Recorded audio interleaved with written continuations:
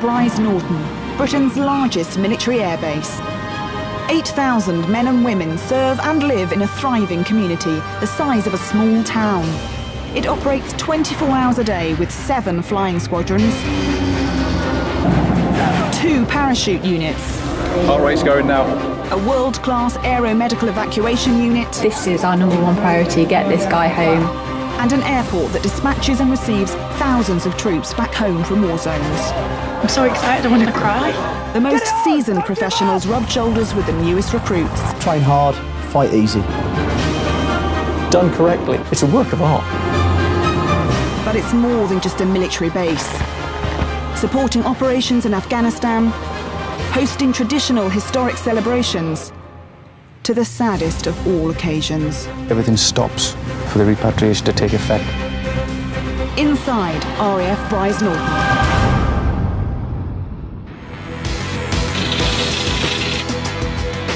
In this programme, the RAF's latest recruits train for potential deployment. If you're not working for me, I'll make you work harder. In the deck, in a line, 10 press-ups, now stay with me. Will the Falcon's first parachute jump of the season fall victim to the British weather? Yeah, negative drop, mate. The wind's changed. Dummy one. And Brize's emergency services rush into action. Engine fire, number 2 engine, 3 persons on board.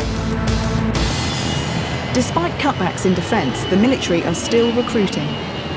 1,330 people joined the RAF in 2012. Many have their first experience at Brize Norton in the Defence Movements Wing. Today's young recruits are taking their first steps on the basic air movements course, learning how to load passengers and cargo at home and worldwide. If they graduate, they could go from signing up to Afghanistan in 9 months. Today they are learning to load a Hercules, but not before the joke of the day. All right, guys, forward to the load then. Joke of the day. Whose turn is it? Baker. Come on, Baker, tell us the joke. Come on. Hate my life. What's the difference between a buffalo and a bison? What? You can't wash your face in a buffalo. Hope you die. At least he tried. Right then, let's get cracking, come on. Okay, so this trolley weighs 850 kilos. Until they graduate, the RAF call them baby movers, and Corporal Sim Rezazadeh Wilson, or Sim, will guide the 7 trainees through the 19-week course. When you have your students, you do treat them like a family throughout the course, and as you get to know them, you build up a lot more of their responsibility. Once we get it on, we'll chock it into position, and I want you guys to work out the rule of thumb. Right, carry on. These baby movers come from a cross-section of backgrounds. Baker worked in fast food. RAF's a lot better than McDonald's, better pay, better life, and you don't smell as much when you finish. Before I joined the Royal Air Force, I was just a labourer on the building sites. I went down the careers office in Portsmouth, and yeah, here I am. Norman, we do not throw bags. Before I joined the RAF, I worked at a supermarket for 5 years. I knew I wanted to be in the forces and decided that the RAF was the thing for me, really. Before the movements course, I was on a course to be a technician. It didn't go quite to plan. I failed a few exams, kept my head up high though, and got offered the chance to recourse and retrade. Just looking forward to actually finally getting out there and doing my actual job. Hannah Jasper is the only female on the course. I was a delivery driver for a company in Cornwall, and I've done that for 10 years. The other members of this course are a lot younger than I am, a bit of a pain in the ass because I'm obviously that much older than them and don't really get their humour. Oh dear, it's a bit loose. Try it again. I think being a female instructor, we always get like a sort of a mumsy kind of approach to it, and we may mother them a little bit. Sometimes it's their first time they've been away from home as well, so you've just got to be a little bit sensitive to that. Yeah. Better. The 18 to 32-year-old movers all have the lowest rank of aircraftsmen. As you can see, when the doors open, you've got the red little tiny safety cable barrier there, little belt. Okay, that's not going to stop you from falling out. Right. So the after initial training at RAF Halton, they come to Brize to study moving all types of cargo and passengers. See the flight number, what flight number it's on? Yeah, and how much it weighs and everything. So, can anyone remember the empty weight of this tin? 3 350. Yeah, good. How much weight can I put into this tin? 180. 1,800, yeah, Dick is right. After hands-on training, they return to the classroom. OK, go on then, Norman, give me a joke of the day today. Have you ever heard of the Umiguli bird? No. It's a bird with no legs, and when it comes into land, it goes, Umigoolies, Umigoolies. Is that a finable one, do you reckon, or is that all right? If you fine me for it, that's it. This is why I've got 75. In prime position in the classroom is the Baby Movers' own fines board. It has a dual role to create discipline and collect funds for the end of course night out. Considering most of the charges are like 10 pence, you're looking at 118 offences. I can honestly say the reason why my money is on £11.80 is due to the paperwork that we've got to learn about. And obviously it's very stressful. So that's the reason the magical F word comes out quite a bit, and I'm very sorry, Mum and Dad. A tougher approach to military discipline is taken during their 4 times a week fitness training. If you work for me, I'll work for you, okay? As in making sure you have some fun, some enjoyment when you come down here, okay? If you're not working for me, I'll make you work harder, okay? And you won't enjoy it. It won't be fun coming down. Fall them out, grab your drinks, I'll meet you outside. Okay, mark time. Forward run. From day one, physical training instructor Corporal Aaron Robinson expects the new recruits to have enough stamina to operate under tough frontline conditions, which could be as little as 6 months away. Try and get them on push back. The emphasis the RAF places on fitness is quite important. We've now got a 3-strike rule, which never used to be in place. Now it is, so if you fail your fitness test 3 times, you can get kicked out of the RAF now. The reason that PT is so important is obviously for personal fitness, but also with our trade being such a physical trade, they have to do a lot of manual handling and heavy lifting. Compared to the boys, I think I keep up all right. Obviously my strength is nowhere near as what the boys have got, but I'm really trying. To the deck! To the deck! This level of fitness is fundamental, as the Baby Movers could be working in a war zone in a few months' time. Sometimes they were walking in between, that annoys me, but they were tired, so I'll let them off. A high level of fitness is critical within the RAF, but the Falcons parachute display team take it to the limit. After 3 years of constant jumping and training at the top of their trade, they go on to teach elite airborne forces.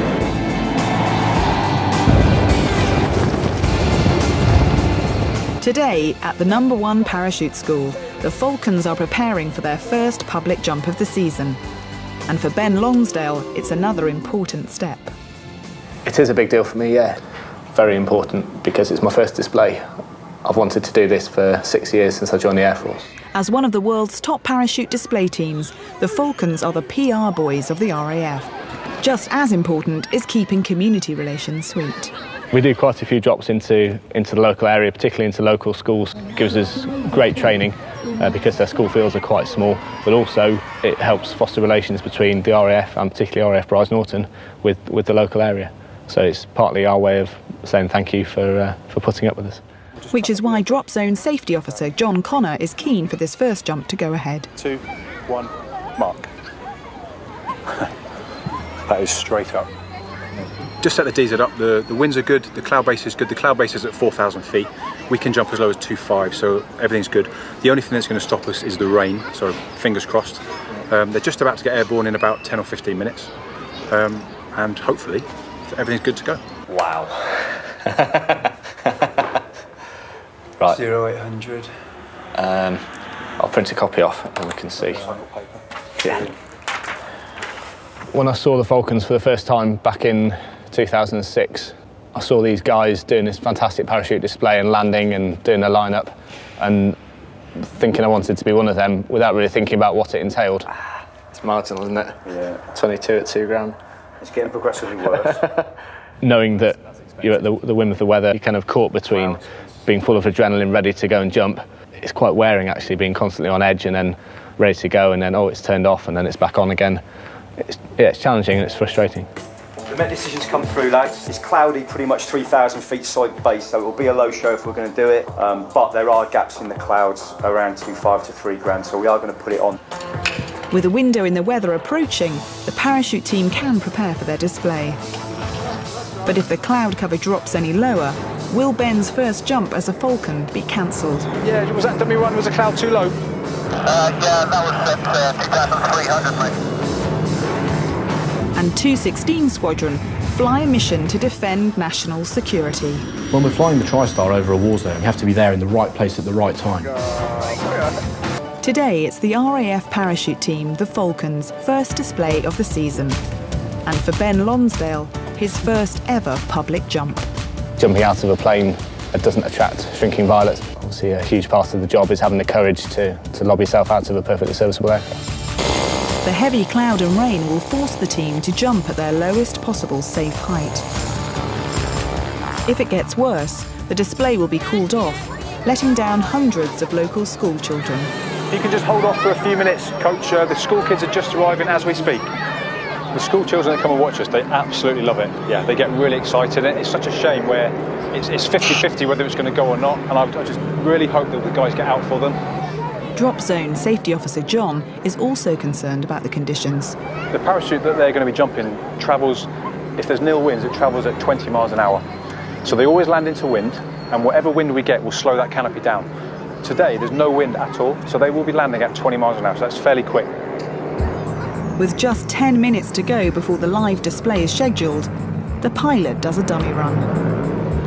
Yeah, was that dummy run? Was the cloud too low? Yeah, that was set 2,300, mate, and it's slightly lower than that, mate, so yeah. We'll just keep hanging around, mate. It's not looking good. The cloud base is too low to jump safely. Not wanting to let the school children down, the pilot attempts another dummy run. We have a number of wind indicators for the team. The flares are just one of many that we have, and that just shows the wind direction for the parachutists when they're coming into land. Falcons coach, Falcons DZ. Yeah, go ahead. Yeah, negative drop, mate. The wind's changed. Dummy run. So we're going to hold them off for 2 or 3 minutes. We're going to change the drop zone settings, and then we'll reconfigure and give them clear live after that. We know that if he can get us out safely, he will do. And if he can't, then he's got good reason to stop us. But knowing John as we do, we trust him very much we trust our lives to him, really. At the minute, the winds change 180, but if they're travelling at 20 miles an hour plus downwind as well, that's a very, very fast landing. It's something that we don't really like to do. So we're going to just swap it round. The red and yellow crosses are switched over. With the Falcon stat, we have odds and evens, so number 1, number 2. Odds land on the red cross, evens land on the yellow cross, and it just gives them a little bit of separation when they come into land to make it as safe as possible. Okay, we've just changed the DZ round down. You're clear live drop. Surface winds, light and variable. Okay, clear live. From 3,000 feet, the 8-strong team have just 5 seconds to find clear airspace to open their parachute safely. One of the most experienced Falcons leads the descent through the cloud, releasing a trail of white smoke for the others to follow. As soon as I got out the door, all that went through my mind was, followed by, where's the stack? It's not quite blind panic, but that moment where you just seize up, and that's where the training really comes in, is it overrides your automatic reaction to panic and plummet.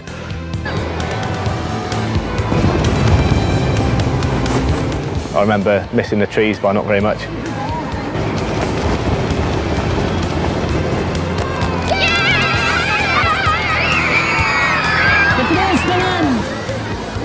I remember the overwhelming sense of relief once I'd landed.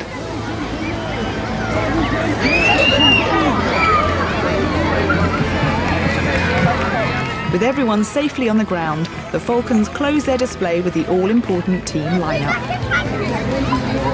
And after his first successful jump with the team, Commanding Officer Ben Lonsdale salutes the Mayor. Presenting the salute to the crowd and to the VIP is a very big part of the display. It's a big part for me. I'm almost as nervous when I'm marching out as I am when I'm jumping. Very nice to meet you, thank you for that. I present to you the 2012 Royal Air Force Parachute Display. Would you like to meet the team? My first live display for the public, yes, today, after ratifying this morning in front of the Air Commodore. It was great, it was absolutely fantastic. Even from 500 feet up, you could hear the kids crying out, shouting. Oh, it was awesome. Yeah, great experience, great fun, great reception here in Witney as well. Obviously one of our most local displays, so I could keep doing this for as long as I'm able. The London 2012 Olympics was a landmark event for the UK, but for 216 Squadron at Brize, it also marked a significant first: the role of defending the airspace over the Olympic Stadium from possible attack. Central North battery on, fuel panel checked, all wing pumps on. It's the afternoon of the day of the closing ceremony, and pilot Phil McConnell and his crew take off in a TriStar. Their mission? To refuel the fighter aircraft patrolling the skies over London. When you take off, the plane is really heavily loaded with fuel. Instead of just flying from A to B, you're actually flying somewhere and becoming a petrol station in the sky. The TriStar carries an impressive 139,000 litres of fuel. 1500 level, what a beautiful evening. Certainly is. 7 Romeo Mike for coordination, turn left at 10 degrees. The crew fly to the secret refuelling zone and wait for the first typhoon to approach. But they're not easy to spot. Visual. It's 1 o'clock, about an inch above the cloud line, small white dot left to moving away to the right. The first time you're up there, air-to-air refuelling, it is quite exciting. It's not something that you see every day on a civilian airliner. Sometimes they give you a little wave, and we wave back. I think there's a lot of respect between the fast jet guys and us tanker pilots.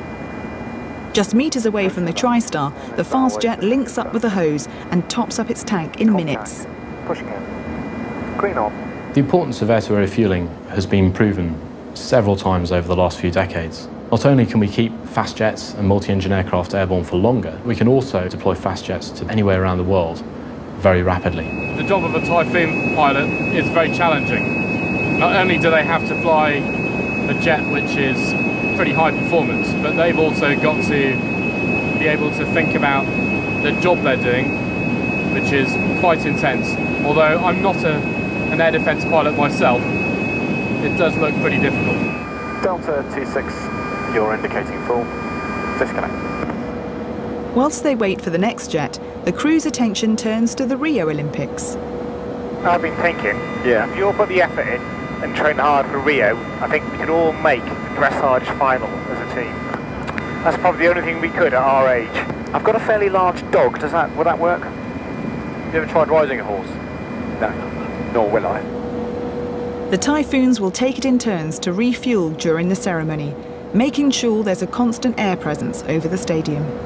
When we're flying the TriStar over a war zone, things can change quite rapidly, and we have to be there in the right place at the right time. We make sure that we are outside of the threat zone for as much as possible. That means we've got to keep an eye on what's going on, both on the ground and in the air as well. 36, go. Been airborne for a while, has he, this one? Yeah, he was airborne when we come on task. 500 kilograms a minute, steady at 20 feet. Okay, clear depart. Delta, there he goes. You're going high. Bye-bye. Sometimes they'll come and take some fuel with their weapons on board, and perhaps a couple of hours later they'll come back to us. Those weapons have gone. All right, go first. Thankfully, on this operation, the weapons remain unused, and Phil and the TriStar crew can relax and return to Brize. I like the hose. We go straight there. Reverse. Okay.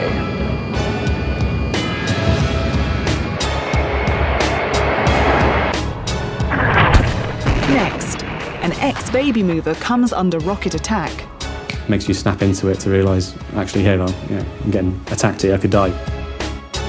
And a soldier says goodbye to his family as he deploys to the Falklands. Mia, miss you, love you too, hope you're being good.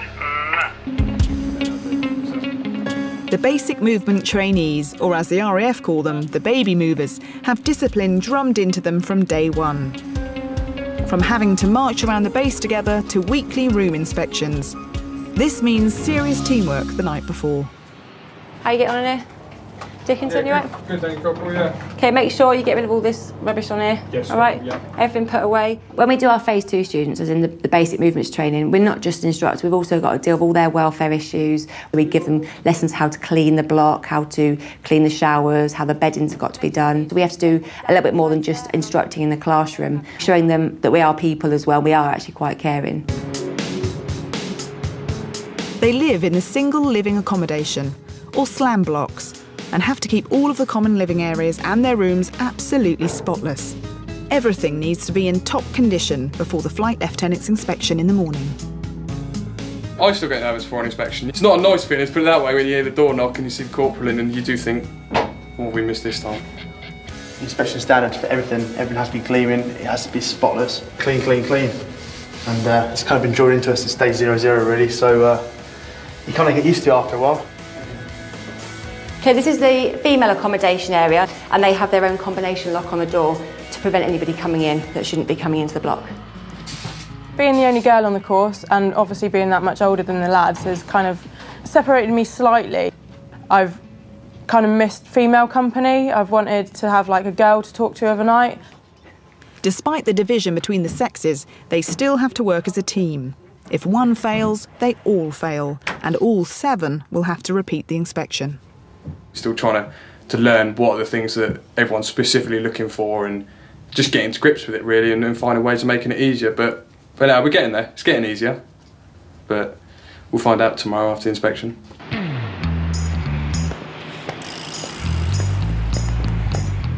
"8:30 a.m. and Flight Lieutenant Ben Winters begins his inspection. Deacon Sir Norman, how are you? Morning, sir. Right, sir. Thank you very much. Yes, sir. Enjoying the course so far? Yes, sir. All looking very smart. Who's the swimmer? That's just for the swimming lessons, sir. Oh, is it? Okay. Yeah, for the PED lessons. They tight speedos you've got there as well. It's bizarre. It's your home basically, and it's people coming in there and like scrutinising you for obviously the way you live and what it's like. You still know that if there's something wrong, then you'll get picked up for it.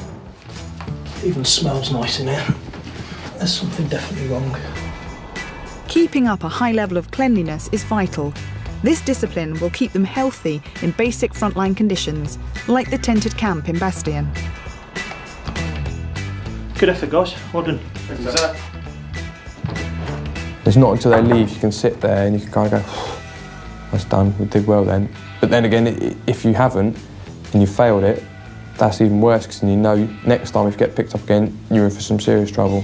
Jasper, good afternoon, how are you? Bit of a shock, obviously, coming from Civvy Street and then having inspections is a bit like, whoa, okay, what's going on here? Slight bit of fluff and you kind of get a word in your ear saying, next time make sure there's no fluff. Yeah, good effort. Well done. Cheers. Thank you. It's about 7th or 8th inspection now for BMT 51, and to be fair, they're making my life difficult because they're doing quite well. Had a good look round. Standard things we look for are dust, just to make sure the guys are getting a duster around the room. Cleanliness in the bathrooms as well. They're in a pretty good state. There wasn't an awful lot wrong with that at all today. The baby movers impressed and got through another inspection. A natural next step for them after graduation is Air Mobility Wing. One AMW moved military personnel and supplies worldwide, from European passenger flights to organising freight on the front line. The scariest situation I've been, probably when we were in Basra, we used to have to load the aircraft with engines running. We used to have a body armour helmet and the weapon on in case anything happened, because you were quite near the wire. You know, for people who don't experience it, it's such an alien concept, but because it happened every day, it kind of became the norm. So every time a rocket attack happened, you kind of didn't think much of it, but the fact that then, you know, I was out on my own, loading an aircraft, and we came under mortar and rocket attack, and I was quite far away from the back of the aircraft, and you had to take, obviously, the brace position, which is sort of hit the deck, arms in, head down. And then I realised the rockets were quite close. Kind of sort of, you know, makes you snap into it to realise, actually, here, well, you know, I'm getting attacked here, I could die. I think I had shell shock for a couple of days after that. But then, like I said, back to normal and carry on doing your job. Thankfully, not all movements jobs are under fire, but ex-baby mover Adam has to multitask on a daily basis. Where in Civvy Street, you know, you'll have a baggage handler who will do just baggage handling, and you'll do a check-in staff who will just doing check-in. With us, we're kind of everything.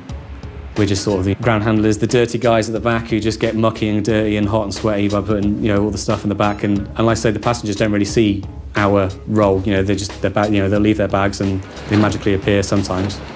Let's say you see so many bags over the years, you know which ones are heavy, which ones aren't, which ones you can chuck, which ones you can't. It's a sort of little sense of achievement getting an aircraft loaded. You manage to squeeze it all into the aircraft and take off on time. There's a small sense of satisfaction out of that.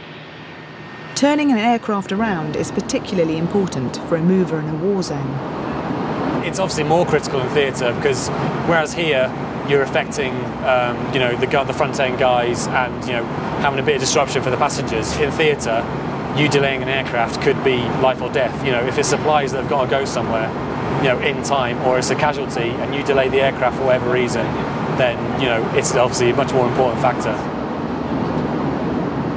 The best part of the job is getting to see the world. Before I joined up, I never thought I'd see some of the countries that I have seen, mainly Middle Easty, you know, deserty countries. Please return to your seat and fasten your seatbelt securely. The good part of it is to see the world, the bad part of it is you're away from your friends and family a lot as well. For me, the hardest thing about being in the Air Force is being a mum and having to leave my daughter to go to Afghanistan for 4 months, which I did when she was 2. I've struggled, I'm not going to lie about it, it is quite hard. We're in the Air Force, it's what we sign up for, unfortunately. Nobody wants to leave their kids, but we have to do it. Leaving tonight and saying goodbye to his wife and child is Alwyn Williams, a corporal in 47 Air Dispatch based at Brize. He's been deployed to the Falkland Islands. At 8,000 miles away, Mount Pleasant is the most remote military base. A nice 18-hour flight. So I'm well looking forward to it. And then you're back the week I go back to work. You'll be able to pick me up from school, won't you? Yeah. Every time he leaves feels like the first time for his family. Well, I get rather tense, I must admit, in the last few hours before he goes away, because I just want him to go, because it's like the countdown. As soon as they go, you can start thinking that the sooner they're going to be back home. I sometimes forget that he needs to hear that, oh, you know, I'm going to really miss you, or that, you know, I don't want you to go. I don't really say that, and I get really tense and uptight, and I just feel as though I'm trying to push him out the door. Last time he was away, my mum died. My mum passed away, so hopefully fingers crossed, nothing too drastic. With only 6.5 weeks, hopefully we should be fine. Stiff upper lip, as they say, because the last thing he needs is a wife that's all wobbly. But Nicola's not the only one who needs to put on a brave face. There's also 8-year-old daughter Mia. My dad's leaving and I'm really sad, but if he has a good time, then I don't mind. Bye, Daddy, I love you so much. Have a good time. Alwyn and Mia also use 45-second voice recorders called talking tins that can be posted for free. When your dad's really far away, you send it to him and then it turns like that. I got it. Yeah. Okay. Bye, Daddy, I love you. Mia, miss you, love you too, hope you're being good. Mwah. And Mia, miss you, love you too, hope you're being good. Mwah. Just little messages like that that keep a little smile on your face.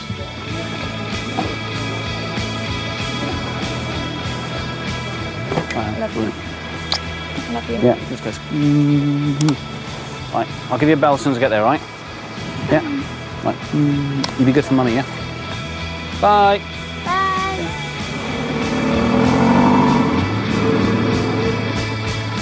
This is what my dad got me. It's a picture of him. I have it beside my bed. When I'm sad, when my dad's went away, then that's why I look at it. Even though we're a camp with plenty of wives and families that are separated, when you get in your own little building, in your own house, it's hard to, you know, have that camaraderie all the time. I'll get by.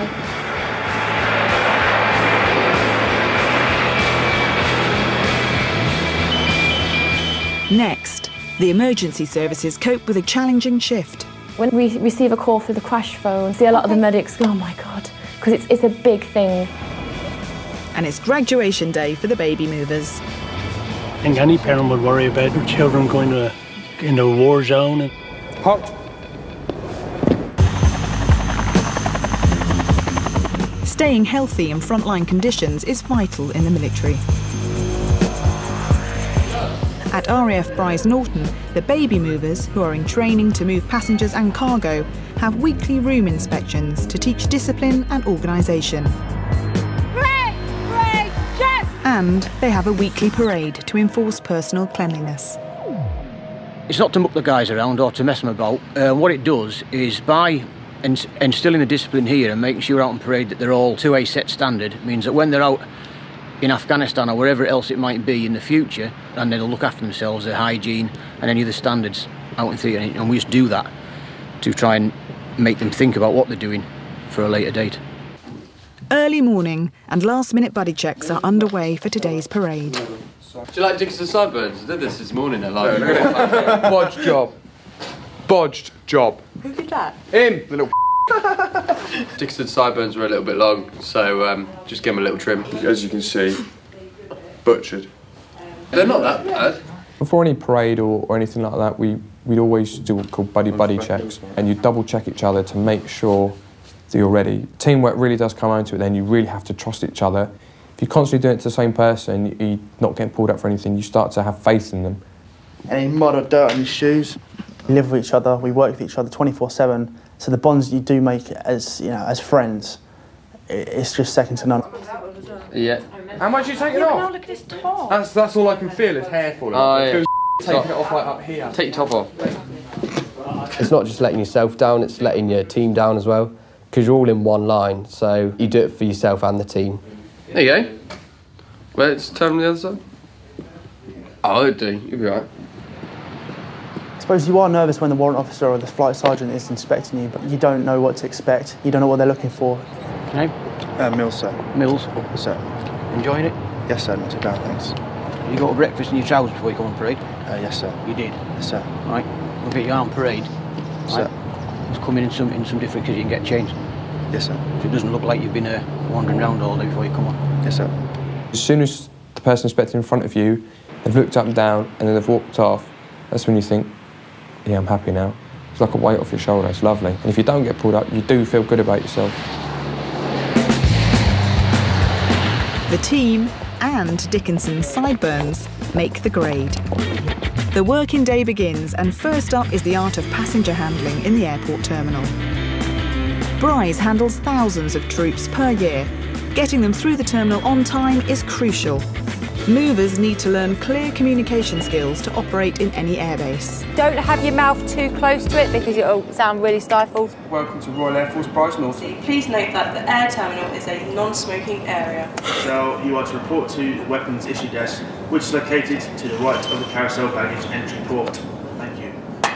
Beautiful. Slightly louder than normal. I like that. Well done.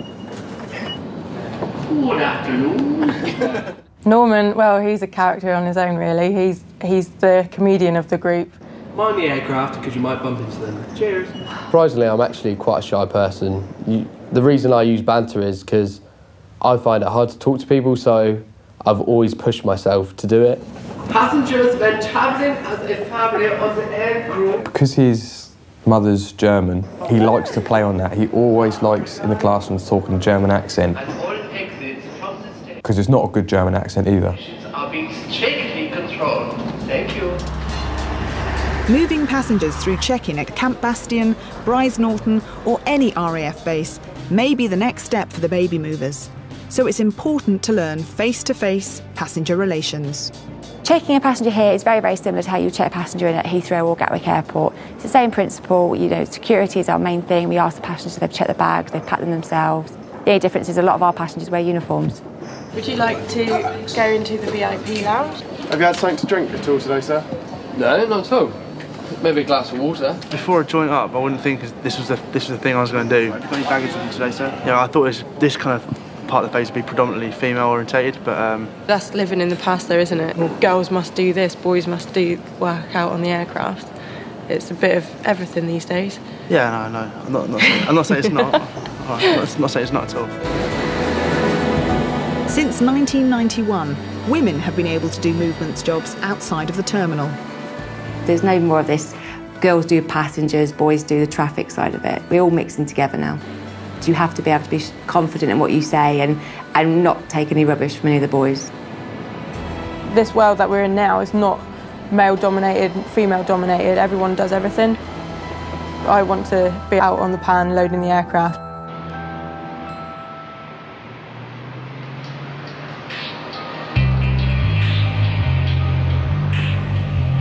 RAF Brize Norton operates 24 hours a day, moving 200,000 passengers a year.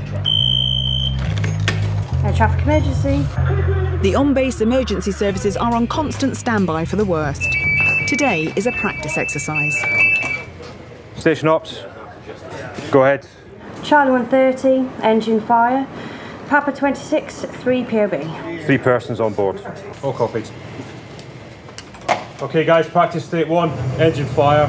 Number 2 engine, 3 persons on board. Air traffic control, medics and firefighters all take their first steps in tackling emergencies at Brize. We take it very seriously because this time it's an exercise, next time it could be for real. And it's important to know that the procedures work and that we're not putting lives at risk. Medics.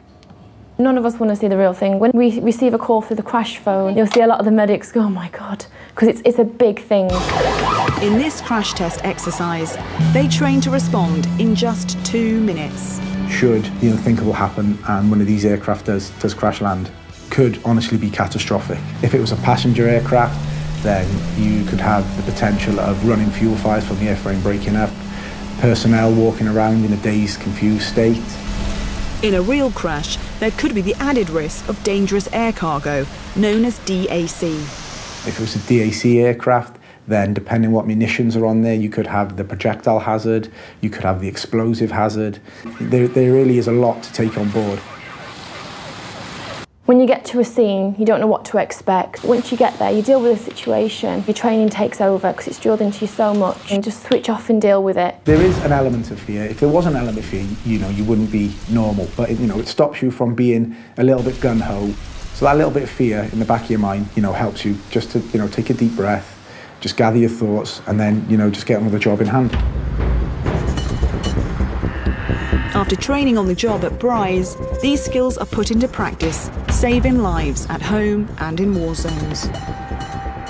The most scared I've been, I would have to say, would be Iraq in 2006, purely because it was out of our hands. I think we had 380 rocket attacks. I mean, the tented accommodation had blast walls around it, but if it was to miss those blast walls and land in the tent, then, you don't really stand much chance.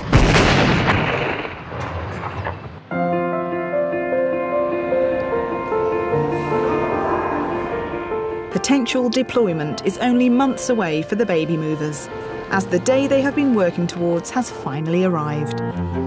After their 19-week long course, it's graduation day. How do I feel? Nervous. Not as nervous as I did from graduating Holton, but I still feel nervous because it's obviously in front of my mum and dad and my boyfriend. I'm not really feeling nervous, to be fair. I'm just hungry. I really am. No, I'm not feeling nervous because we know what we have to do and we've done it 1,000 times before. Trying a back turn twice. What, do the whole way round? God. Well, you won't be able to get the whole way round. No, do one and then do 2 really quick. And again. The triangle. So he does it too. Yeah, when you're going the whole way round. Their family and friends have come to share in the celebration. But first, the movers need to demonstrate their skills. Their emotions are heightened at this point. They're all really, really happy and buzzing off each other. I get quite excited as well, knowing that I've started with 7 students and I'm graduating with 7.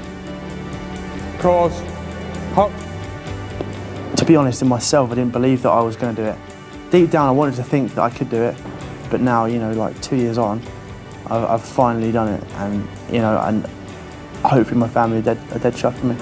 BMT 51, to your duties, fall out! In front of their proud parents, Mills, Jasper, Norman, Dickinson and the other students begin their display. You get a sense of pride as an instructor knowing that you bring the course together and they've become friends now. So when they leave me and go out and work on the shop floor, they sort of gel together because of being in my course.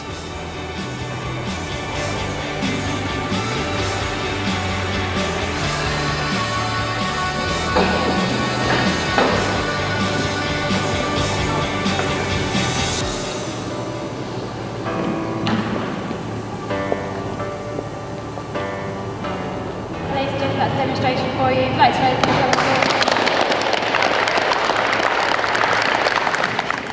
BMT 51, as instructed, fall out. I'm very proud of him. He's done remarkably well, and I hope he goes on from here. Very proud. Proud of him, yes. Yeah. Very proud. Especially the of him. missus. Yes. She's really proud. Very proud. I've learnt that I'm a lot stronger than I think I am. I've learnt that I'm actually, without sounding big-headed, cleverer than I thought I was as well. Enjoy that bit. It's fun, isn't it? I think I've learned how much I can push myself and how much I actually know. Not necessarily about the trade or about the RAF, but how much I know about myself. After one last buddy check, it's finally graduation time. Spiffing. Me? Mine's that bad, the back of that? Yeah, it is creased. Yeah, but how bad's bad? Mine's a bit creased. I didn't even iron mine. I did, and that's why I don't understand why it's so bad.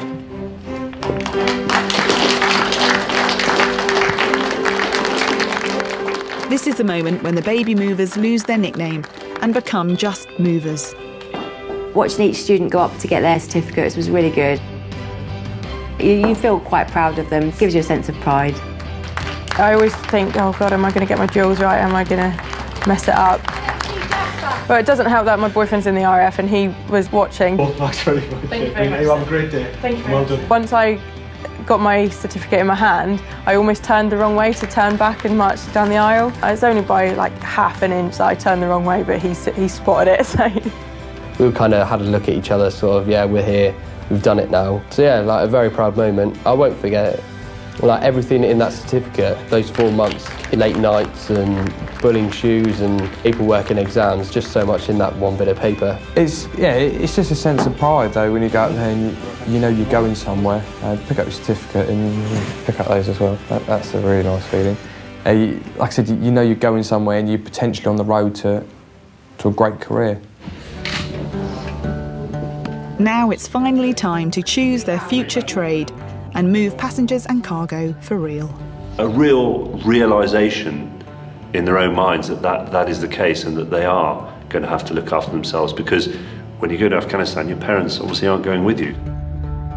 I think any parent would worry about their children going into a war zone and things like that, yeah. I think that is in the back of our mind. Boys are really well trained, they're well led, but it's a big job to bring all the boys back, so we're looking forward to Ben helping them. Thank you very much. That's it. Smashing. Okay, you go through the cameras. Wait. I do still feel really nervous about what the future holds for me in the RAF. Potentially 6 months it could be, and I could be posted out to Camp Bastion or Kandahar, anywhere like that. You join the military for a reason, so there's always that possibility of it happening. I think it's one of those things you've got to look on the bright side of going out. You know, it is going to be hard, but I feel that I am ready to go out. At the adequate amount of training, I see why there's no reason for us not to fulfil our job and to do what we're actually paid to do.